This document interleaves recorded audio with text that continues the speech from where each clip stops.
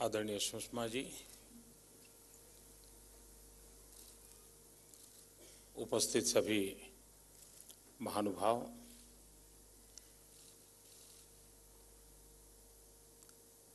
मैं विदेश विभाग को बधाई देता हूं कि उन्होंने इस प्रकार के कार्यक्रम की रचना की।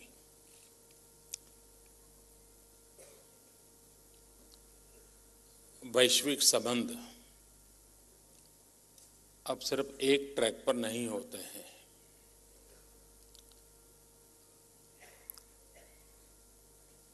वैश्विक संबंध में धीरे धीरे सॉफ्ट पावर मुख्य धारा बन गया है और सॉफ्ट पावर के द्वारा ही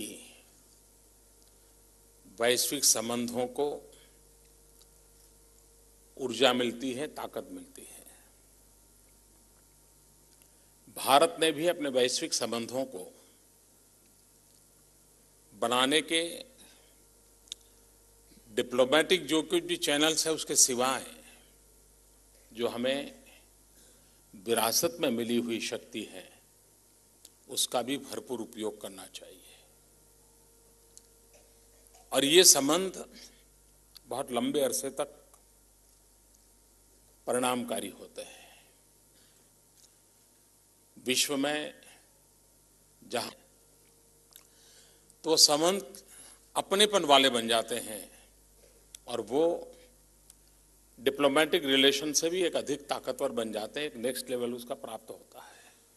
और उस अर्थ में ये प्रयास वैश्विक संबंधों को अधिक और गहरे करने के लिए, वैश्विक संबंधों को और अधिक व्यापक करने के लिए और वैश्विक संबंधों में एक अपनेपन के कमिटमेंट के एलिमेंट को जोड़ने के लिए बहुत ही उपकारक होंगे, ऐसा मैं मानता हूं।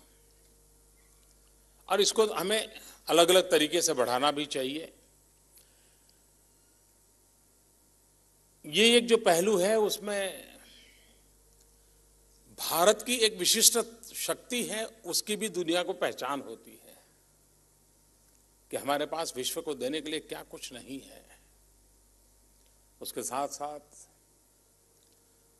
जब रामायण सीरियल चलती थी, हमें मालूम है हमारे देश में कर्फ्यू जैसा माहौल हो जाता था। कोई कल्पना कर सकता है क्या कि 20वीं सदी के उत्तरार्ध में इस देश की युवा पीढ़ी को भी रामायण इतना आकर्षित कर सकती है? और सहस्त्रों वर्ष से न उसको समय की सीमा रही, न उसे भौगोलिक सीमा रही। दुनिया के कितने भूभाग में बात पहुंची और जहां पहुंची वहां अपनापन बना लिया। और वो समय था, जैसे सुषमा जी ने कहा, संबंधों का रूप क्या हो। जब वो रामायण सीरियल चलती तो घर में भी परिवार में संबोधन करने की स्टाइल बदलने लग गई थी। भाईश्री, तातश्री, मातृश्री, ऐसे ही बालक भी घर में बोलने लग गए थे। एक मनोरंजन के लिए करते होंगे, लेकिन उसमें एक मैसेज था। एक नया हमारी सांस्कृतिक विरासत, संबंधों और संबोधन की परंपराएं क्या हो, लोग सीखने लगे थे। व्यक्ति के साथ लड़ाई लड़ रहा था एक नारी के सम्मान और गौरव के लिए। क्या जटायु हमारी प्रेरणा नहीं बन सकता है? अभय और निर्भय का संदेश जटायु से ज्यादा कौन दे सकता है? और इस अर्थ में कहें तो रामायण की बातें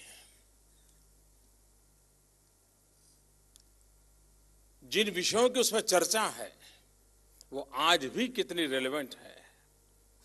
मैं देख रहा था रामायण में कुछ बातें जो कही गई हैं। आज हम लोग इन्फेंट मोर्टालिटी, स्वाइन फ्लू, ये सब चर्चा करते हैं।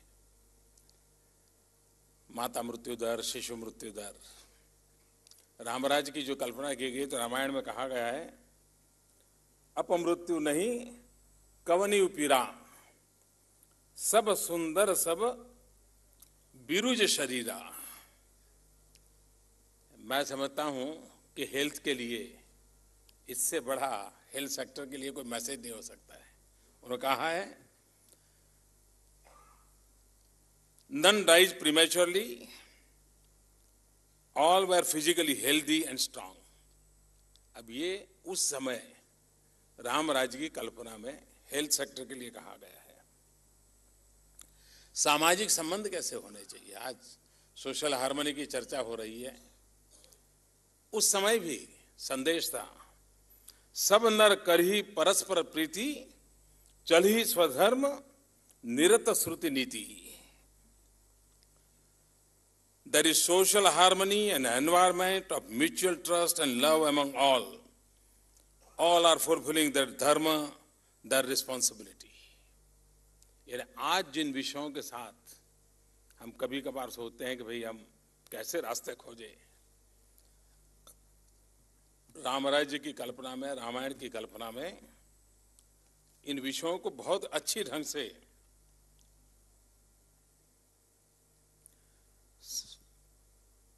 नागरिक धर्म के लिए कहा गया है। सब उदार सब पर उपकारी, विप्र चरण सेवक नर नारी, all are generous and giving, all man and women are in service of others. मैं समझता हूं जिस राम राज्य की कल्पना में, जिस रामायण की चौपाइयों में आज भी हम हमारी समस्याओं के समाधान खोज सकते हैं, हमारे निजी जीवन और सार्वजनिक जीवन के माध्यम से हम समाज में किस प्रकार से काम कर सकते हैं, इसका संदेश बैर न कर कहूं सन कोई, राम प्रताप विषमता खोई। Under Ram's grace, all disparity differences melt down and none engage in enmity. And हर विषय पर हमें वहां संदेश मिलता है। मैं मानता हूं कि ये जो 5 दिवस का उत्सव यहां होने वाला है, विश्व के अलग अलग देशों में कालक्रम से अलग अलग रूप में वो परंपरा विकसित हुई है। मनोरंजन के साथ संस्कार की भी उसमें प्रक्रिया है, हमारी महान विरासत के लिए गर्व करने की भी प्रक्रिया है। और ये अच्छा है कि मेरी सोच रही है कि विदेश विभाग ये दिल्ली से जुड़ गया तो दुनिया जुड़ गई, ये सोच बदलनी होगी।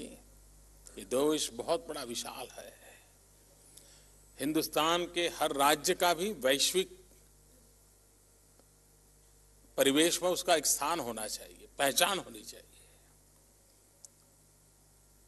इस कार्यक्रम को कई नगरों में ले जाया जा रहा है, वो एक शुभ शुरुआत है कि दुनिया हमारे देश के अलग अलग कोने को भी जाने, हमारी अलग अलग परंपराओं को भी जाने, और हमारे अलग अलग जगह पर रहने वाले लोग दिल्ली के बाहर भी दुनिया को जाने समझने का प्रयास करें। तो एक विशाल भारत का रूप विश्व के साथ जुड़ता रहे, उसका भी एक प्रयास है। मैं फिर एक बार विदेश विभाग को और लोकेश जी को हृदय से बहुत बहुत अभिनंदन करता हूं। धन्यवाद।